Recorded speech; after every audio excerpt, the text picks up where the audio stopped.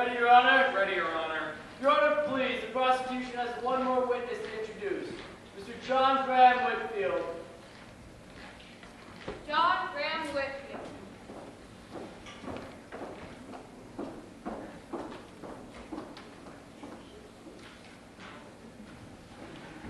You solemnly swear to tell the truth, the whole truth, and nothing but the truth. So help you God. I do.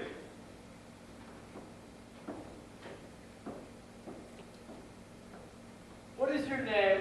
John Graham Whitfield. What is your occupation? I am president of the Whitfield National Bank. Were you related to the late Bjorn Faulkner? I was his father-in-law. It is obvious, Mr. Whitfield, that you are well qualified to pass judgment on financial matters. Can you tell us about the state of Mr. Faulkner's business at the time preceding his death? I shall say, it was desperate, but not hopeless. My bank made a $25 million loan to Mr. Faulkner in an effort to save his enterprises. Needless to say, that money is lost. What prompted you to make that loan, Mr. Whitfield? He was the husband of my only daughter. Her happiness has always been paramount, but my motives were not entirely personal. Realizing the countless tragedies of small investors that the crash would bring, I considered it my duty to make every possible effort to prevent it. Is it possible that you would have risked such a considerable sum in Mr. Faulkner's enterprises if you believed them hopelessly destined to crash? Certainly not. It was a difficult undertaking, but I had full confidence that my business acumen would have prevented the crash had Faulkner lived. He, therefore, had no reason to commit suicide as far as his business was concerned. He had every reason for remaining alive.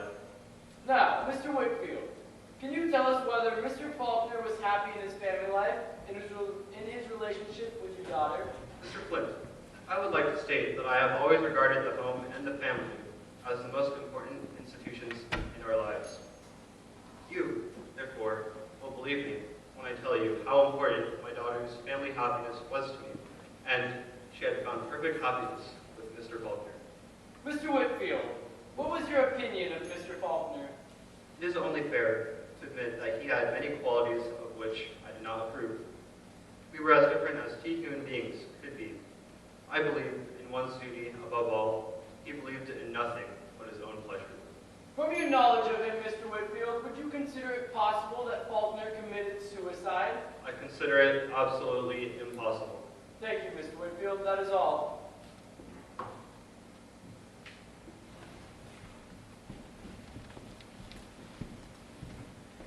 Mr. Whitfield, were you very fond of your son-in-law? Yes, And you never disagreed with him? Never lost your temper in a quarrel? Mr. Stevens, I never lose my temper. If my memory serves me right, there was some kind of trouble at the time you made that stupendous loan to him. Wasn't there something said to the effect that you denied making it? Purely a misunderstanding, I assure you. I must admit that Mr. Faulkner made a somewhat unethical attempt to hasten the loan, which was quite unnecessary, since I granted it gladly for my daughter's sake. You said that your fortune has been badly damaged by the Faulkner crash. Yes, And your financial situation is rather strained at present. yes. Then how could you afford to offer a $100,000 reward for the arrest and conviction of a Guts Reagan? We object, Your Honor. What has that got to do with the case? Your Honor, I would like to have the privilege of explaining this.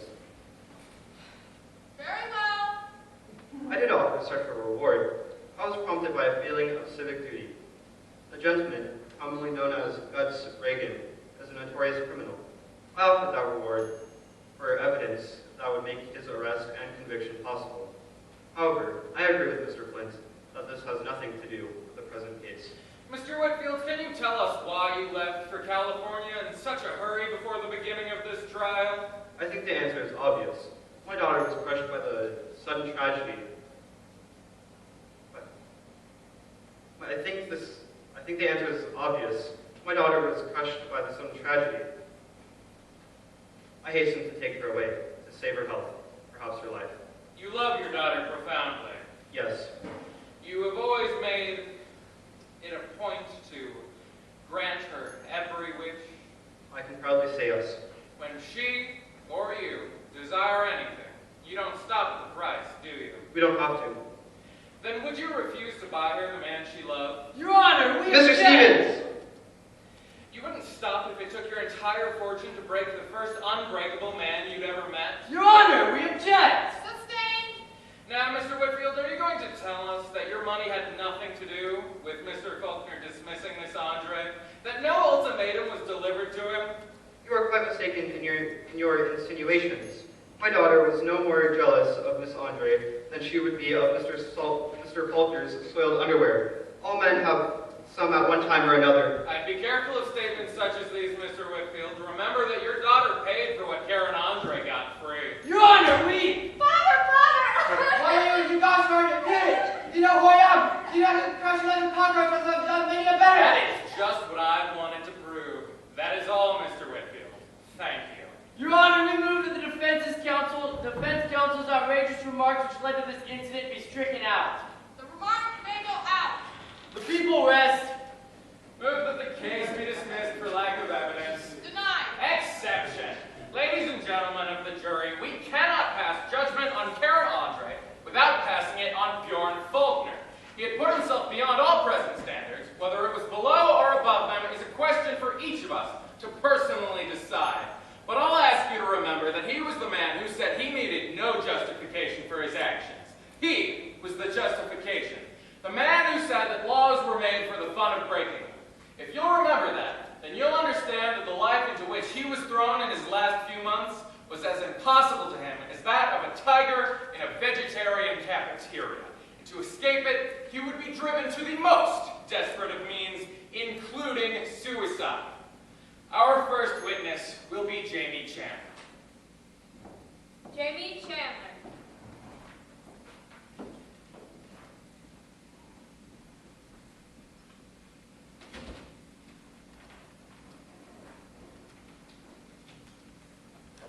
You solemnly swear to tell the truth, the whole truth, and nothing but the truth. So, God, I do. Your name? Jamie Chandler, Your occupation? handwriting expert at the New York Police Department. Do you recognize this letter? Yes, it is the letter found in Mr. Faulkner's penthouse on the night of his death. I have been called upon to examine it. And what were you asked to determine? I was asked to determine if the letter was written by Mr. Faulkner. And your verdict? This letter was written by your Faulkner. Your witness. Mrs. Chandler, it has been called to your attention during the inquest that Miss Andre was in the habit of signing Faulkner's names to unimportant documents at the time she was employed as his secretary. Have you compared those signatures with Faulkner's real ones? I have. What is your opinion of them?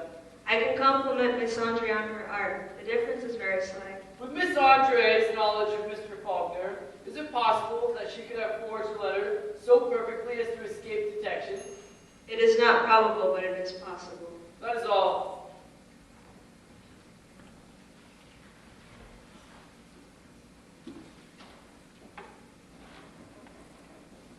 Sigrid Ljungqvist.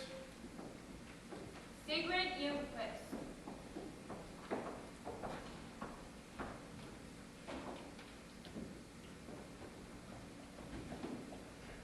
You solemnly swear to tell the truth, the whole truth, and nothing but the truth. So, God, I do. What is your name? Sigrid Ljungqvist. And your occupation? My last job was secretary to Bjorn Faulkner. And how long have you held that job? Since beginning of November, since Miss Andre left. And what was your position before that? Bookkeeper for Faulkner. And how long had you held that job? 8 years. Did Mr. Faulkner give you Miss Andre's position when she was dismissed? Yes. Did Miss Andre instruct you in your new duties? Yes, she did. What was her behavior at the time? Did she seem to be angry, sorry, or resentful? No. She was very calm, like always, and explained everything clearly. Did you notice any trouble between Miss Andre and Mr. Faulkner at that time? Lord, there can be no more trouble between Faulkner and Miss Andre as between you and your face in the mirror. Have you ever witnessed any business conferences between Mr. Faulkner and Mr. Whitfield? I never been present at conferences, but I've seen Whitfield come to the office many times. Whitfield, you not like Faulkner. And what makes you think that? I heard what he said one day. Faulkner was desperate for money, and Whitfield asked him, sarcastic-like, what he was to do if his business crashed. Faulkner had head shrugged and said lightly, "Oh, commit suicide." Herr Whitfield looked at him very strangely and coldly and said, very slowly, "If you do, be sure you make a good job of it."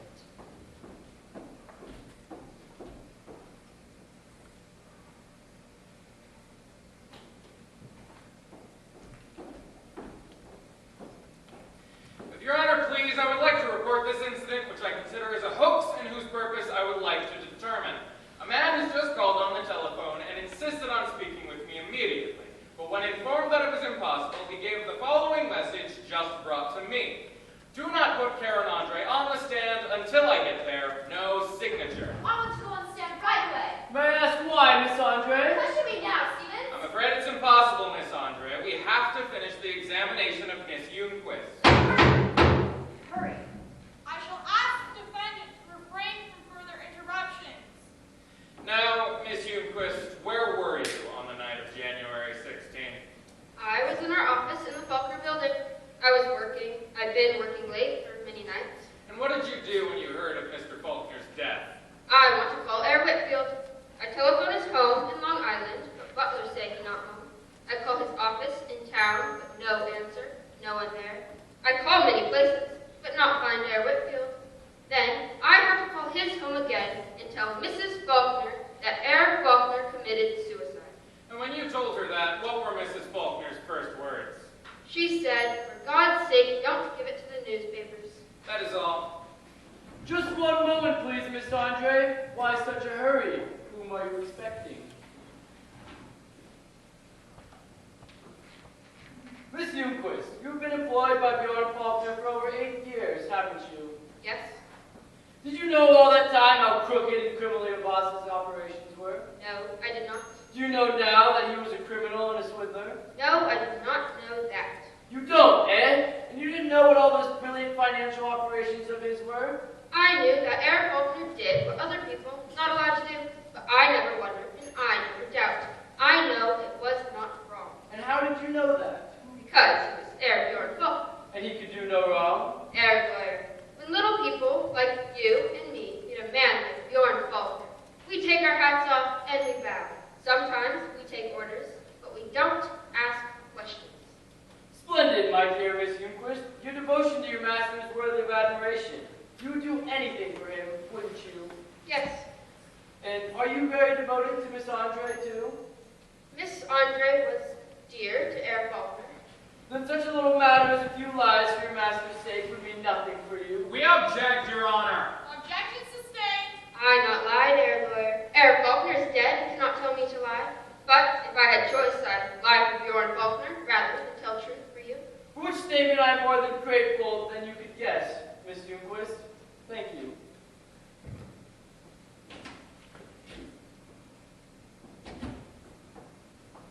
Karen Andre.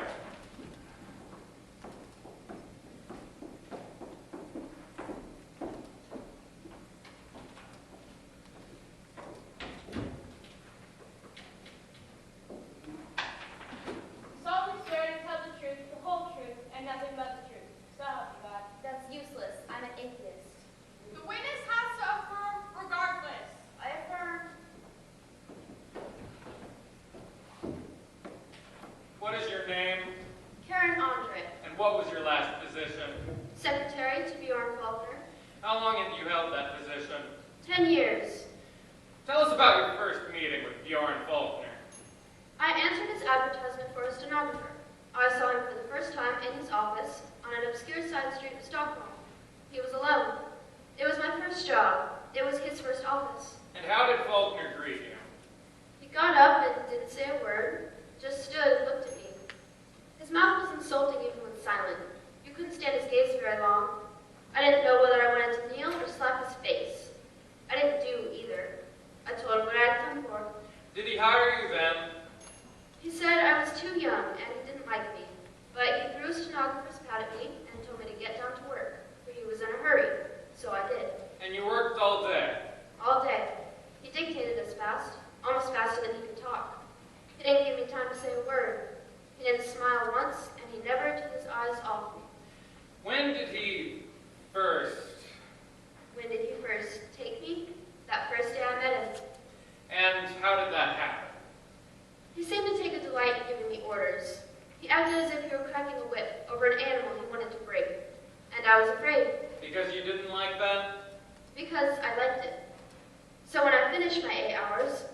I was quitting.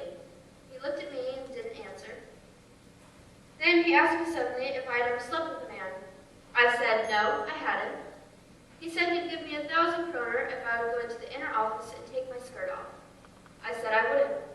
He said if I didn't, he'd take me. I said try it. He did. After a while, I picked up my clothes, but I didn't go. I stayed. I kept the job. And you worked and lived and rose to success together ever since? For 10 years. When we made our first million kroner, he took me to Vienna. We sat in a restaurant where the orchestra played Sing Gypsy. When we made 10 million, he took me to Delhi. We stood on the shore of the Ganges, on the steps of an old temple where men had sacrificed to gods. When we made 25 million, he took me to New York. We hired a pilot to fly a plane above the city, and the wind waved Bjorn's hair as a banner over the world at his feet. Can you tell us the extent of Mr. Faulkner's personal fortune at the height of his success? No, and he couldn't tell you himself. He had no personal fortune. He took what he wanted. When he owed money to one of his companies, it was crossed off the books and debited to the accounts of several other concerns. It was very simple. We prepared all the balance sheets ourselves. Why did a man of Mr. Faulkner's brilliance resort to such methods? He wanted to build a gigantic net, and to build it fast. A net over the world, held in his own hand. He had to draw unlimited sums of money. He had to establish his credit. So he paid dividends out of his capital, dividends much higher than we actually earned. When did Mr. Faulkner's business difficulties start? Over a year ago. And what brought him to America this time? A short-term loan of $10 million from the Whitfield National Bank was due, and we could not meet it. We had to have an extension. Whitfield refused it, until his daughter came into the question. How did that happen? Bjorn met her at a party. She made it obvious that she was greatly interested in him. Then, one day, he came to me and said, Karen, we have only one piece of collateral left, and you're holding it. You'll have to let me borrow it for a while. I said, certainly, what is it? He said it was himself. I asked Nancy Whitfield, and he nodded. I didn't answer at once. It wasn't very easy to say. Then I said, all right, Bjorn. He asked, will that change things between us? I said no. Had Mr. Faulkner proposed to Miss Whitfield? No, she had proposed to him. How did that happen? He told me about it. She took him for a drive and stopped on a lonely road. She said that they were lost, that she had kidnapped him, and she wouldn't release him. He answered that the ransom she wanted was not in circulation. Then she turned to him point blank and said, what's the use of pretending? I want you and you know it. You don't want me, and I know that. But I'm paying for what I want, and I have a price. He asked, and what is the price? She said, the extension of a certain $10 million loan which you'll need to save your business. If you stay out of jail as a swindler, it can be only in the custody of Mrs. Bjorn Faulkner. It's a lie! It's a shameless lie! How could you? Quiet, please! Anyone disturbing the proceedings will be asked to leave the courtroom! What was Mr. Faulkner's answer to that, Miss Andre? He said, it will cost you an awful lot of money. She answered, money has never meant anything to me. Then he said, will you always remember that it's a business deal? You're not buying any feeling. You're not to expect any. She answered, I don't need any. You'll have your money and I'll have you. Such was the bargain. And was Mr. Whitfield eager to accept that bargain? Bjorn said he thought Mr. Whitfield would have a stroke when his daughter's decision was announced to him. But Miss Whitfield insisted. She always had her way. It was agreed that the loan would be extended, and Whitfield would give Bjorn unlimited credit. In other words, Faulkner sold himself as his last security? Yes, and like the others, it meant nothing to him. Did you resent that marriage? No, I didn't. We had always faced our business as a war. We both looked at this as our hardest campaign. And why did Mr. Faulkner dismiss you 2 weeks after his wedding? He was forced to do that. Whitfield refused to advance the money he had promised. What reason did he offer for that refusal? The reason that Bjorn was keeping a mistress. It was Miss Whitfield's ultimatum. I had to be dismissed. And did Mr. Whitfield grant the loan after you were dismissed? No, he refused it again. He attached what he called a slight condition to it. And what was that condition? He wanted the controlling interest in Bjorn's enterprises. Did Faulkner agree to that? Bjorn said that he'd rather gather all his stock certificates into one pile and strike a match. And did Mr. Whitfield grant the loan? No, he didn't grant it. Bjorn took it. How did he do that? By forging Mr. Whitfield's signature on $25 million worth of securities. How do you know that? I helped him to do it. Did this help Mr. Faulkner? Only temporarily. Certain dividend payments were coming due. We could not meet them. Bjorn had stretched his credit to the utmost, and there was no more to be had. How did Mr. Faulkner take this situation? He knew it was the end.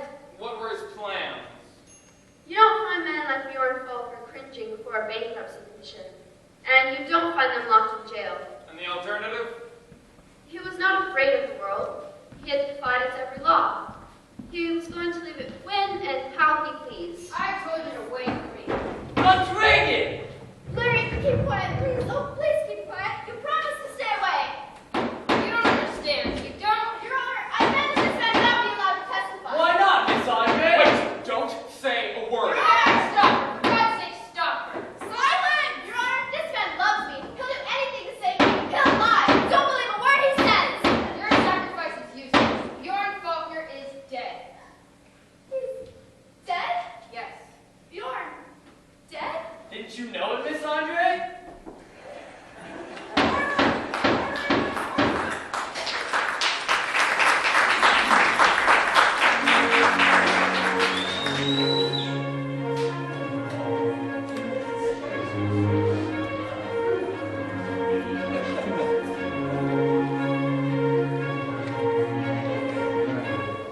Good job, sis.